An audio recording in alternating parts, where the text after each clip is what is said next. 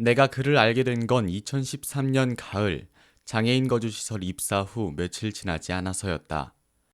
그는 언어장애가 있는 지적장애인으로 인사성이 밝고 어떤 일이든 도우려고 뛰어가는 다정다감한 성격을 가진 푸근한 인상의 중년 남성이었다. 보호 작업장이 좋은지 하루 온종일 그 주변을 배회하는 모습을 보며 동료 직원들은 내게 그의 아버지가 중국인이고 어머니가 한국인으로 85년 입소했고 보호자가 찾아오지도 않고 연락도 되지 않는다. 저기서 일을 하고 싶어 하는 것 같다 등의 말을 했다. 며칠 뒤 보호자가 찾아와 외출하는 다른 거주자들의 모습을 물끄러미 바라보는 그에게 엄마 아빠 보고 싶어요? 라고 물었다. 그는 크게 고개를 끄덕였고 그렇게 그의 가족 찾기가 시작됐다. 그런데 이게 무슨 일인지 입소 당시 기록과 기타 서류마다 그의 주민등록번호가 달랐다. 지자체에서 어떤 번호로도 그의 신분을 찾을 수가 없었고 그는 노숙인 보호법에 따라 임시 의료번호를 부여받아 지내고 있었다. 그가 다녔다는 학교에도 의뢰했으나 신분을 증명할 자료는 없었다. 그래서 일도 할 수 없었고 통장도 만들지 못한 것이었다. 시설 차원에서 그의 행정 문제를 적극적으로 해결하기로 했고 다른 직원이 맡아 가정법원에 가족관계 등록 창설을 진행하려고 했다. 그러나 중국인은 가족관계 등록 창설이 어렵다는 답변을 받았다. 그렇게 그의 신분 찾기는 난항에 빠졌다. 나는 그분이 대한민국 국민으로 복지 혜택을 받으며 충분히 잘 살아갈 수 있을 뿐인데 신분조차 없는 것이 안타까워 혹시나 하는 마음으로 여러 화교협회에 전화를 걸어봤다. 마침내 그의 가족에 대해 알고 있다는 대만 화교협회의 직원을 알게 됐고 그의 호적 등본도 찾게 됐다. 안타깝게도 부모님은 오래전에 돌아가셨다는 소식을 들었고 그는 눈물을 흘렸다. 그래도 우리는 다시 힘을 내 호적 등본을 들고 외국인 신분증을 만들기 위해 출입국 관리소로 향했다. 그러나 출입국 관리사무소는 여권이 없으면 외국인 등록 기록을 찾을 수 없다고 했고 대만 대표부는 외국인 등록증이 없으면 여권을 만들 수 없다고 했다.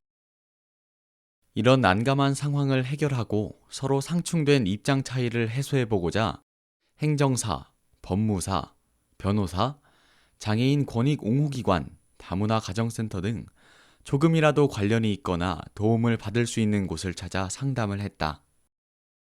그러나 상황을 듣고는 모두들 어렵다는 답변을 할 뿐이었다. 그렇게 답답한 시기를 보낼 때 원장님께서는 한 공익법인 변호단체와 연결을 해주시기도 했다.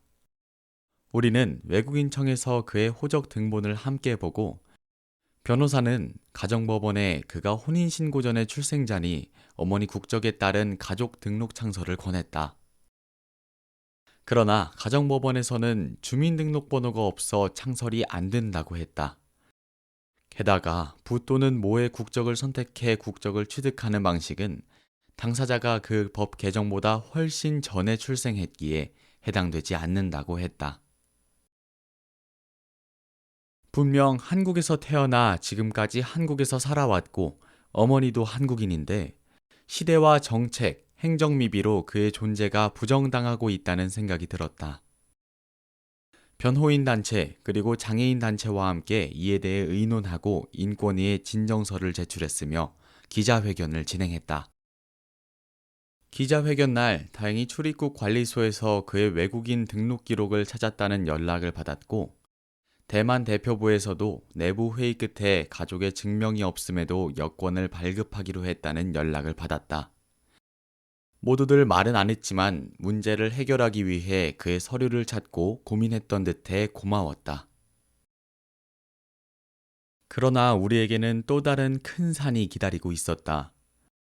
외국인 신분을 찾자 노숙인 보호법에 따라 그가 수급받던 모든 보장급여가 중단됐고 의료 보호도 받지 못해 지역 건강보험 대상이 돼 그가 부담할 수 없는 큰 액수의 보험료를 납부하게 된 처지가 됐다. 게다가 정기적으로 받아야 하는 병원 치료의 비용 또한 고스란히 본인 부담이 됐다. 우리는 그가 외국인 신분이 아닌 한국인임을 증명해야 했다. 변호인 단체와 장애인 단체는 그가 한국인일 수밖에 없는 당위성과 생존권에 반하는 법무부의 지침에 끊임없이 문제를 제기했고, 드디어 2021년 12월 24일 그는 대한민국 국적을 취득하게 됐다.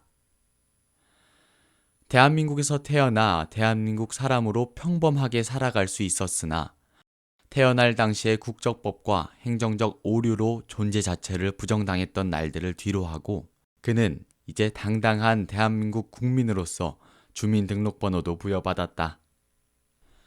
그리고 중증 장애인 복지 일자리에서 열심히 일도 하게 됐다. 출근하는 날은 이른 시간 먼저 준비하고 내려와 활짝 웃으며 출근차를 기다리고 있다. 그리고 곧 있으면 지역사회에 나가 자신이 하고 싶었던 작은 꿈들을 이루며 살아갈 것이다. 지금 그는 자신의 꿈을 위해 차근차근 준비 중이다.